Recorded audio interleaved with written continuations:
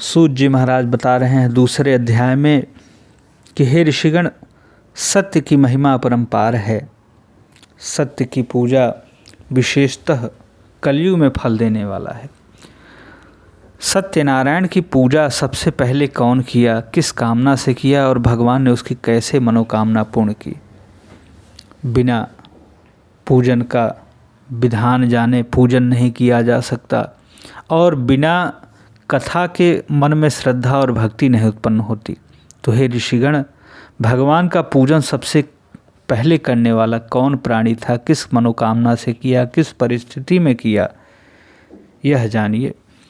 सूत उवाच अथान्यासं प्रयक्षामि कृतं येन पुरा द्विज कश्चित् काशीपुरे रम्ये ह्याश विप्रोति निर्धनः।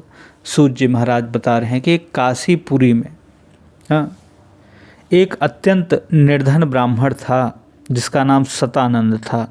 वह नित्य प्रतिदिन भिक्षा मांगता और भिक्षा से ही अपना और अपने परिवार का पालन पोषण करता था। एक बार सतानंद भिक्षा के लिए निकला, सारा दिन बीत गया, उसे भिक्षा में कुछ नहीं मिला। सायंकाल के समय दुखी मन से भगवान को याद किया, मन ही मन रोने लगा कि हे प्रभु, हे महाराज, क्या मेरी निर्धनता ऐसे ही रहेगी?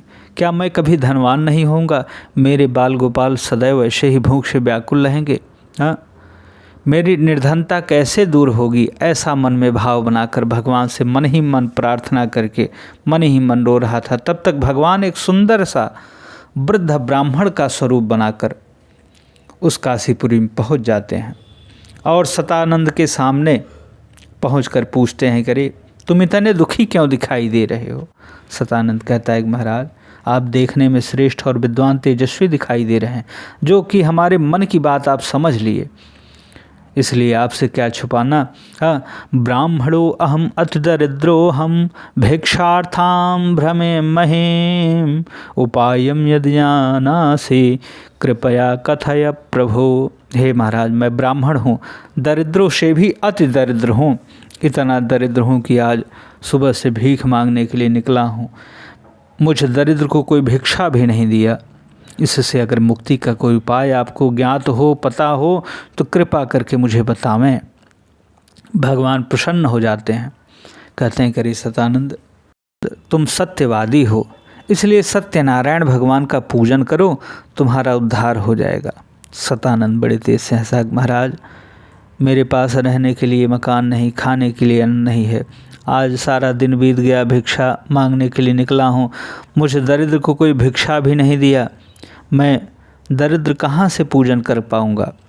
भगवान वृद्ध ब्राह्मण स्वरूप में कहते हैं कि तुम संकल्प ले लो। जो पूजन का फल और विधान नारद जी को विष्णु जी बताए थे, वही फल विधान यहाँ पर वृद्ध ब्राह्मण स्वरूप सत्यदेव सतानंद को बताते हैं। पूजन का फल विधान जब जानता है तो उसके मन में भी आस्था जगती है, विश्वास उत्पन्न होता है, सत्य की पूजा का संकल्प लेता है और कहता है कि हे प्रभु, हे सत्यनारायण महाराज, आज तो हमारे पास कुछ नहीं है, हाँ, लेकिन कल मैं किसी भी प्रकार से आपका पूजन करूँगा, ऐसा संकल्प लेता है। उधर वृद्ध ब्राह्मण पूजन के फल विधान को बताकर वहीं पर अंतर्ध्यान हो जाते हैं। सतानंद अपने घर जाता है, देखता है कि उसके बाल गोपाल सब भूख से व्याकुल होकर सो जाते हैं, भूख के कारण और संकल्प सिद्धि के कारण कि कैसे हमारा संकल्प सिद्ध हो। मैंने सत्य पूजा का संकल्प लिया है, पूजन में फल लगेगा, हाँ, मिष्ठान लगेगा, रुपया पैसा लगेगा, कहाँ से व्यवस्था होगा।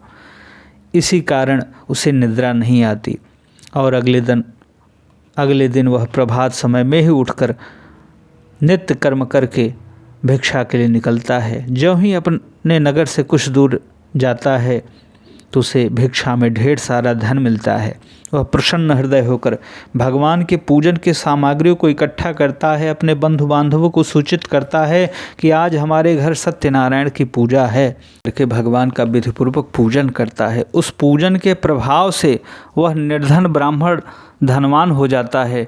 जहाँ पे टूटी फूटी मड़ैया थी वहाँ पर महल बन जाता है। ब्राह्मण की ख्याति दूर दूर तक पहुँचने लगती है। यह सब सुनकर एक लकड़हारा था जो कि ब्राह्मण का मित्र था, जब उसने ब्राह्मण के विषय में सुना तो उससे रहा नहीं गया। ब्राह्मण के पास गया, पूछने लगा कि आपने कैसा पूजन किया, कौन से देवता का पूजन किया जिनकी कृपा से आपको ढेर सारा धन मिल गया, आप धनवान हो गए। तो सतानंद कहता है कि मैंने सत्य की पूजा की, सत्यनारायण की पूजा की, जिनकी कृपा से मुझे धन की प्राप्ति हुई है।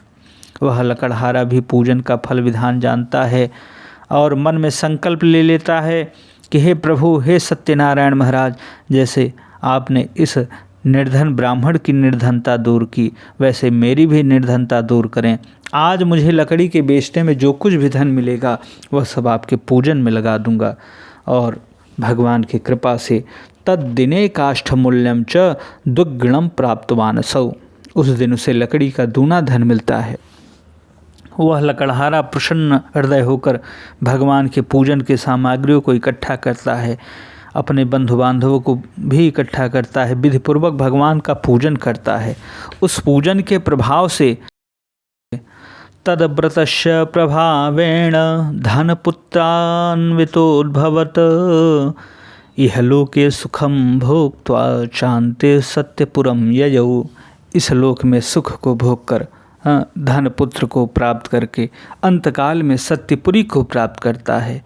यह रही दूसरे अध्याय की कथा।